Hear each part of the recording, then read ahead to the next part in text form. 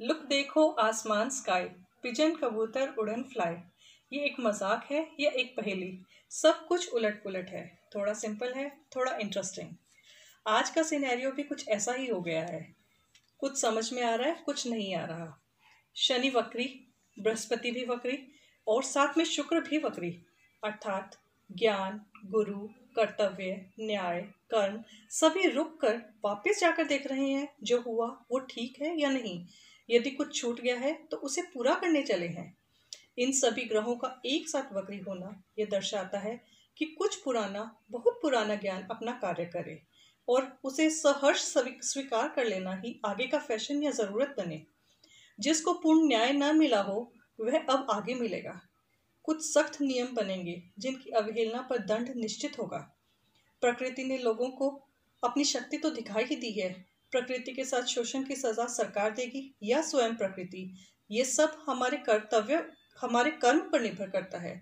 इसलिए कर भला हो भला। लंबे समय से जिनका शोषण हो रहा था उनके लिए एक नया सूर्य उदय हो रहा है। यह समय है सबसे बड़ी विजय का, जब उत्तराषाढ़ा नक्षत्र में सबसे बड़े दोनों ग्रह मजबूत स्थिति में हैं। जिस विजय का प्रयास हम पिछले 300 या 400 सालों से कर रहे थे वह अब हमें प्राप्त होगा। समय आ गया है कि नई सीमाओं को निर्धारित किया जाए। उच्चतम ज्ञान जो कि पुरातन ज्ञान है, उसकी सहायता से नए नियम बनने चाहिए जो आगे 3-4 सदियों तक हमारा मार्गदर्शन करें। शनि और गुरु के साथ शुक्र का भी वक्री होना यही दर्शाता है कि पुराना ज्ञान ही अब हमारा फैशन बनेगा और हमारे जीने का सहारा भी बनेगा। इसे चाहे मृत संजीवनी की तरह समझे या तुला राशि के संतुलन की तरह। इसी बात की ओर इशारा हमारे माननीय प्रधानमंत्री जी ने भी किया है। हमारी वर्तमान स्थिति को संभालने का रास्ता भी वक्री शुक्र और राहु दिखाएंगे। दोस्तों, राहु नक्षत्र परिवर्तन करके मृगशिरा नक्षत्र में प्रवेश कर चुके हैं। यह नक्षत्र है सोम अर्थात अमृत का। हमारे अथाह परिश्रम के परिणाम स्वरूप जो अमृत निकला है वही है मृगशिरा का सोम। इसी अमृत से विवेकपूर्ण बुद्धि का जन्म होता है। मृगशिरा दर्शाता है बिगनिंग ऑफ अ सर्च और राहु तो है ही खोजी दस्ता, अर्थात राहु कुछ बड़ी खोज की तरफ हमें ले जा सकते हैं जो हमारे बीच होते हुए भी हमें दिखाई नहीं दे रही थी। मृगशिरा का नक्षत्र स्वामी है मंगल, अर्थात कोई प्राकृतिक शक्ति है जो हमारी खोज में हमारा साथ दे। जीवन की बड़ी हलचल के बाद एक प्रगति की तरफ जो उड़ान होती है वह हमें इसी नक्षत्र में मिलती है। यह तो हम सब जानते हैं कि समुद्र मंथन से अमृत निकला था तो राहु ने भी उसे ग्रहण किया था।